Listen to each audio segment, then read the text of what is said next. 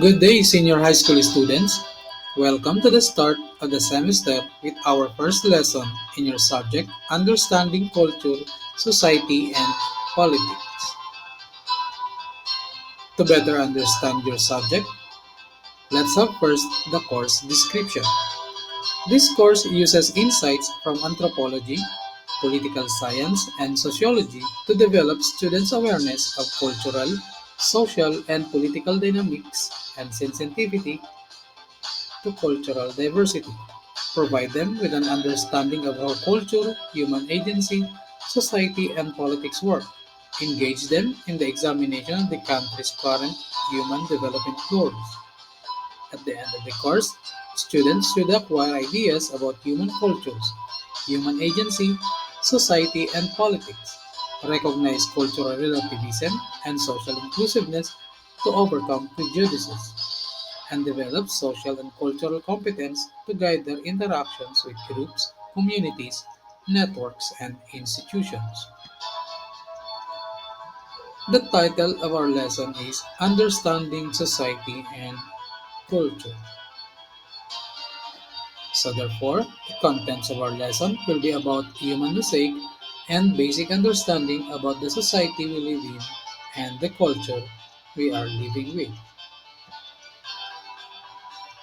But first, can you have with you a piece of paper and a pen? And let's try to look at some pictures. Are you ready? By looking from each image with another, in your paper write anything you see of how are they different from each other. I'll give you 5 seconds.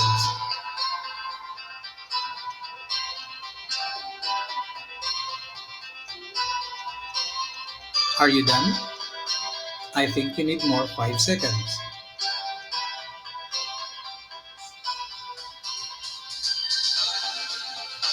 Alright, now let's move on to our objectives and guide questions.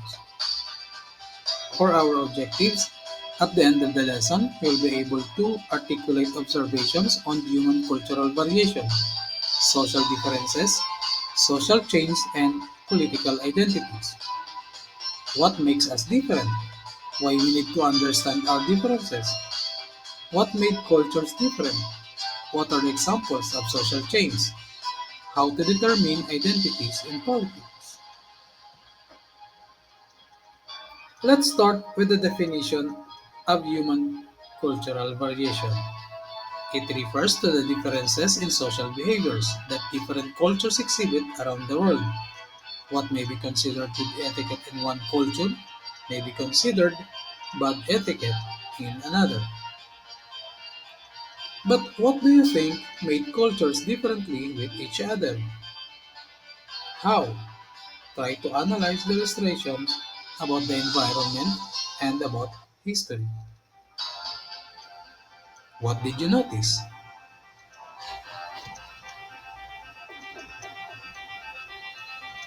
Think a lot more for a moment. You may get the paper and pen you used earlier and write the following: your parents' cultural background, what languages and dialects you can speak, and what is your nationality and of your great grandparents. To continue, cultural variation can be identified through religion, ethnicity, and nationality. When we say religion, it is an organized system of ideas about the spiritual sphere or the supernatural. So it has a big influence on individuals' beliefs and upbringing. On ethnicity, it is the expression of the set of cultural ideas held by a distinct ethics or indigenous groups.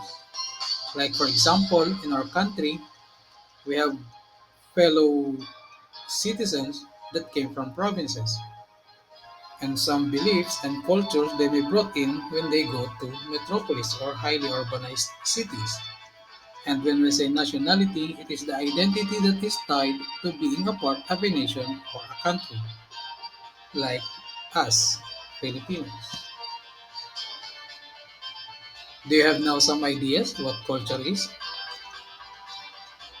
Now let's move on about social differences. It is the differences among the individuals on the social characteristics and qualities. For example, the issue of gender. Let's try to look on LGBTQI. L stands for the lesbian. It is a woman who is emotionally, romantically, or sexually attracted to another woman. And the letter G, men attracted emotionally, romantically, and or sexually to men. Bisexual, a person who is attracted to two sexes or two genders but not necessarily simultaneously or equally. And the letter T, transgender, are people whose psychological self differs from the sexual expectations or the physical sex they were born with. Letter Q, queer or questioning, a person who is attracted to multiple genders. And the letter I, or the intersex, a set of medical conditions that feature congenital anomaly of the reproductive and sexual system. Did you notice that gender and sex may be on some matter or mostly the same, but actually they have distinctions? When we say gender, in the true sense that it is of oneself either a masculine or feminine regardless of external genitalia. Then when we say about sex, it refers to a person's based on their anatomy. Let's find out more. Still on social differences, let's try to look at the so-called sugi. They are equally much but equally important.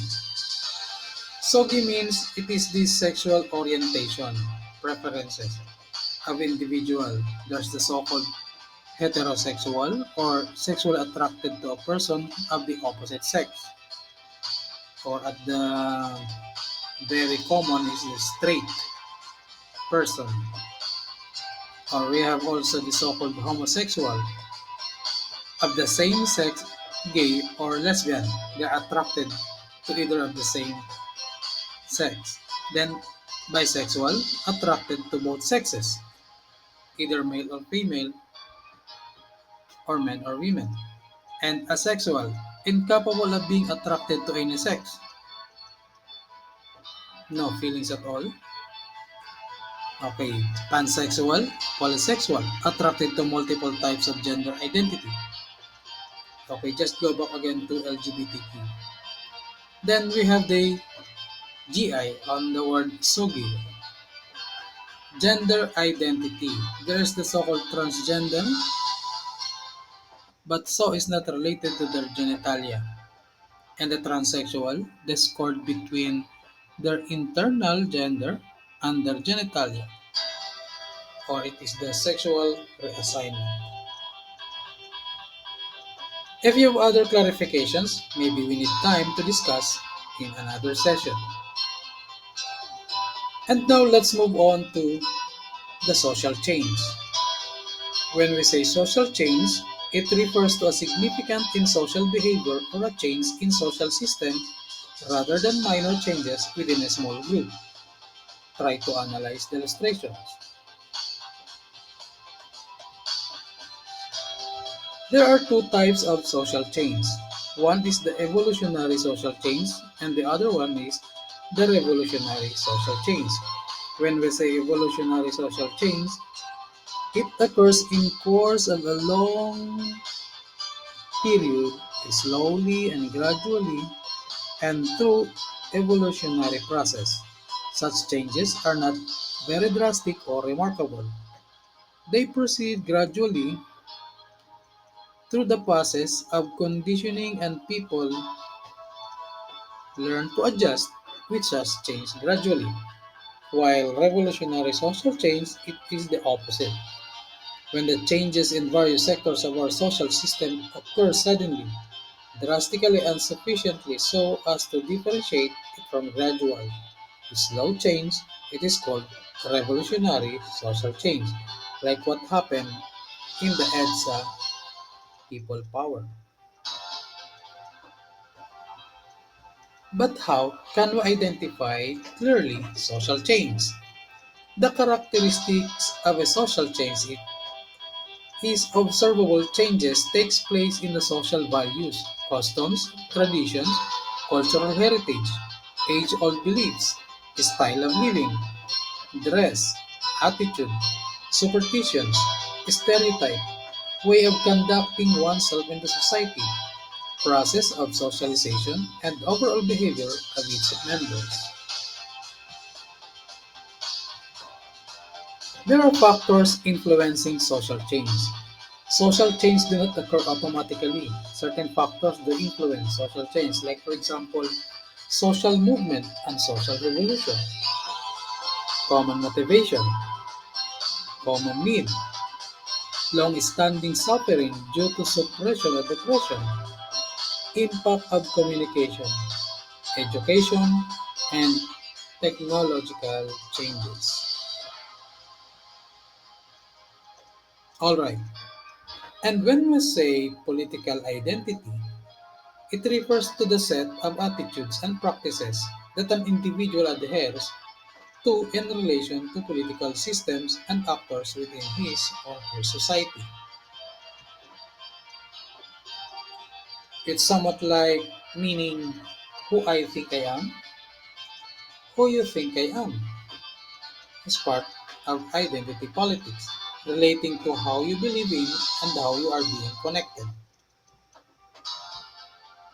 But wait, do not be confused. There are many components of identity: career, political views, religious beliefs, relationships, ethnic identity, personality, and body image. Identity politics is a term that describes a political approach wherein people of a particular religion, race, social background, class, or other identifying factor develop political agendas and organize based upon the overlooking system expression that affect their lives and come from their various identities. When we say politics, it has the attempt to clarify the meaning of politics must address two major problems.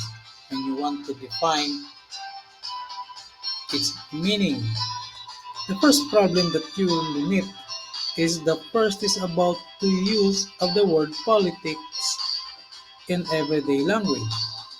It is a loaded, biased term. In other words, it has an underlying meaning or implications, somewhat like negativity. Many find it difficult to believe that the subject can be approached objectively.